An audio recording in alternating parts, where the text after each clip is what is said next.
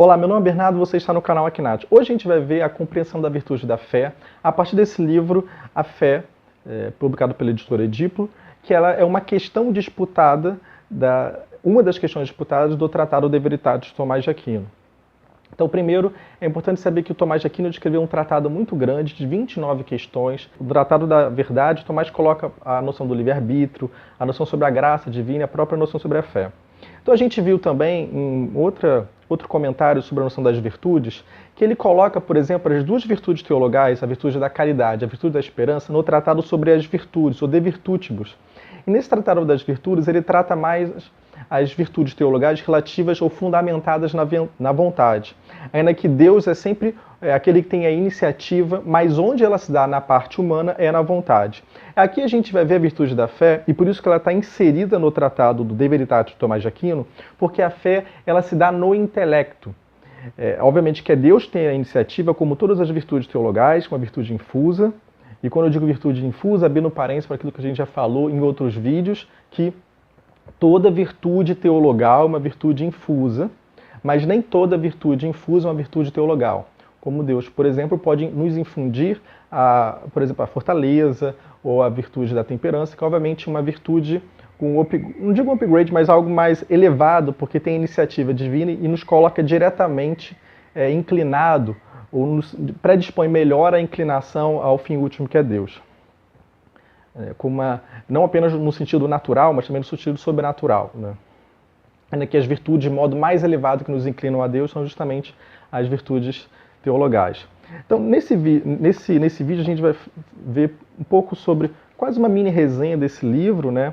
Então eu vou falar alguns tópicos já que são mais importantes. Ele fala, por exemplo, pergunta se a noção de crer, esse é o primeiro artigo, o que consiste o crer, já que a fé é um certo crer, primeiramente é preciso entender a noção quase que, vamos dizer assim, natural sobre a noção de crer.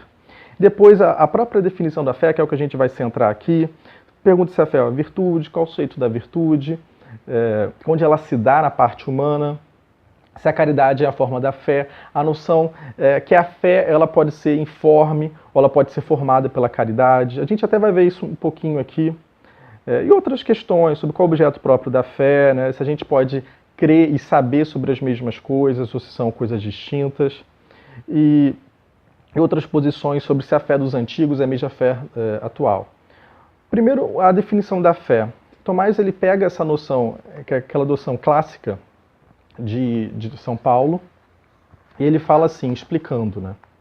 Isso no artigo 2 dessa questão, a questão 14 do De Veritatis. Ele fala assim, e assim, a fé se chama substância das coisas que se devem esperar, enquanto é certa incoação em nós da vida eterna, que esperamos por promessa divina, e assim trata-se da relação que tem a fé com o bem, que move a vontade, a qual determina o intelecto.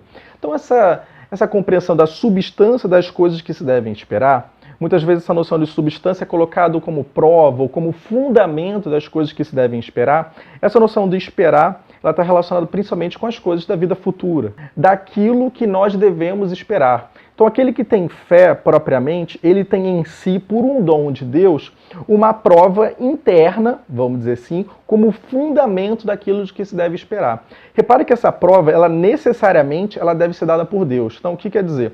Por mais que a pessoa seja muito inteligente, por mais que ela seja um intelecto assim, muito elevado, não existe uma espécie de escada quantitativa do conhecimento para se chegar à fé. Então, na medida que a pessoa vai progredindo no conhecimento, existe sempre um certo, vamos dizer assim, um certo abismo entre a pessoa mais genial do mundo e aquele que adere ou conhece as coisas relativas à fé. É sempre necessário uma diferença, e essa diferença é algo que Deus dá para a alma como fundamento para que ela possa acreditar nas coisas próprias que superam totalmente a sua capacidade intelectual sobre aquilo que se deve crer. Então, a fé, como todas as virtudes teologais, por ser algo infundido por Deus, é sempre por iniciativa divina. Não quer dizer que a gente não possa pedir a fé, né? Ou até fortalecer a nossa fé.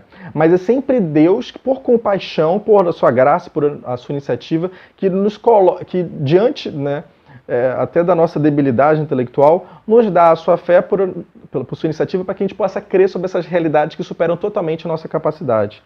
E só mais um ponto que é que ele trata também, nessa questão do De Veritate, é sobre a questão da fé informe ou da fé formada. Isso quer dizer o seguinte, a pessoa que tem fé, né, e digamos que essa pessoa tendo fé, ela comete um pecado mortal. Então, quando a pessoa tem fé, de fato, ela está no estado de graça, ela tem as 3 virtudes, a fé, a esperança e a caridade.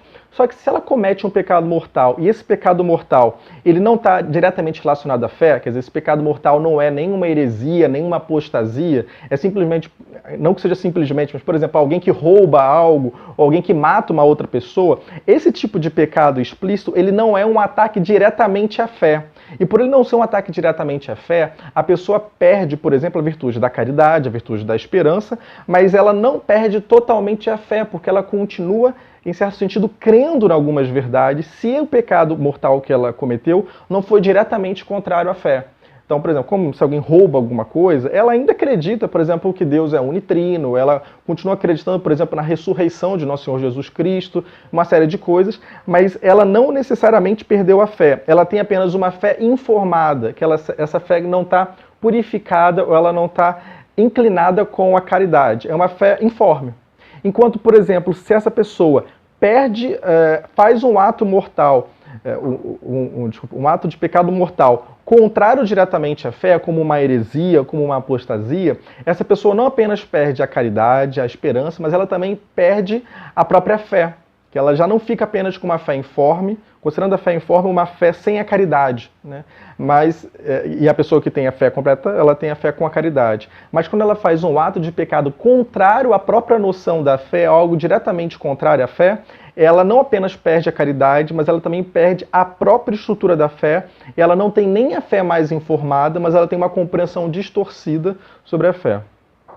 É isso, o livro ele é bem...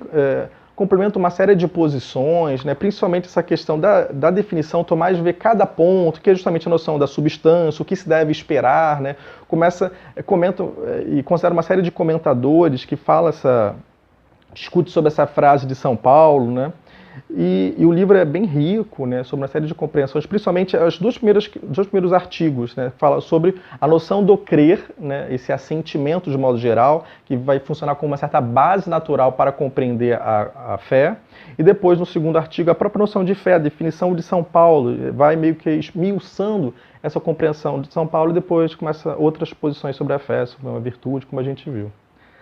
É isso, a gente buscou compreender a partir desse livro da fé. Se você está gostando dos vídeos, né, curta os vídeos, propague os vídeos e se inscreva no canal. E é isso. Até o próximo vídeo. Até mais.